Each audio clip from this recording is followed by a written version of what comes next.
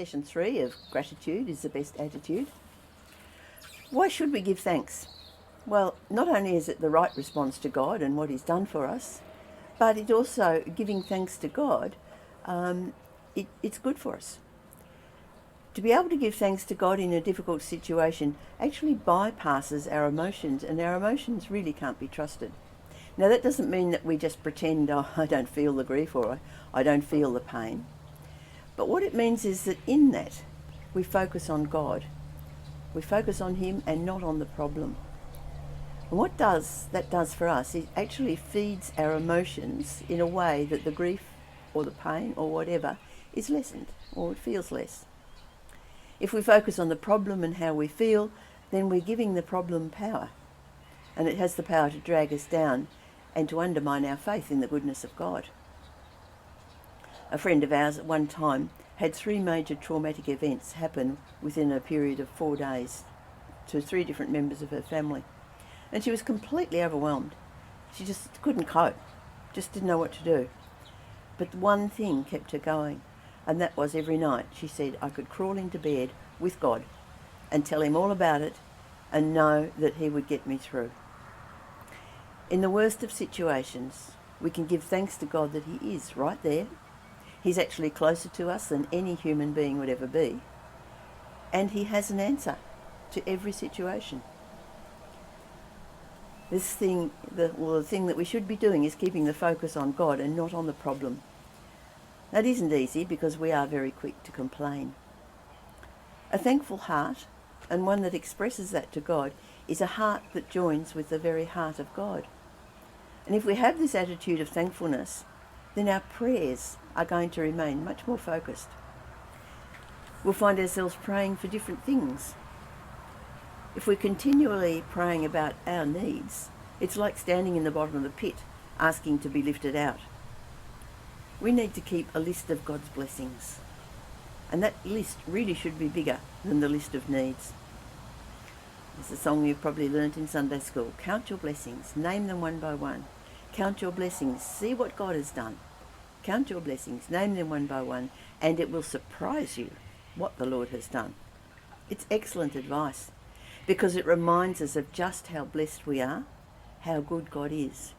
And that's going to make our needs look a lot smaller, maybe even not a need at all. The fact is, God has a solution for every situation. And before it even happens, He has the solution.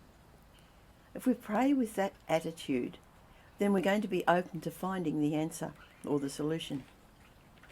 It can be a little bit like sailing into the wind. It is possible to sail against the wind if you set your sails right and you learn about tacking. The place you want to get to is on the other side of that adverse wind. So knowing how to navigate that adverse wind will get you there. If we just give up and complain, well, the wind's blowing in the wrong direction, I can't get there, then we won't. We'll get nowhere. Thankfulness knows that what's on the other side of that adverse wind is good, and it's worth dealing with the wind that we're fighting. Proverbs 4:23.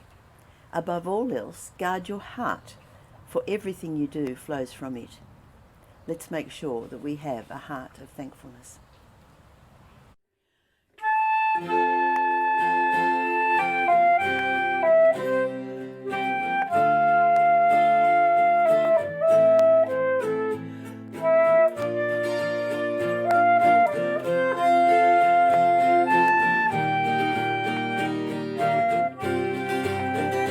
Give thanks with a grateful heart. Give thanks to the Holy One. Give thanks because He's given Jesus Christ, His Son. Give thanks with a grateful heart. Give thanks to the Holy One. Give thanks because He's given Jesus Christ, His Son. And now let the weak say,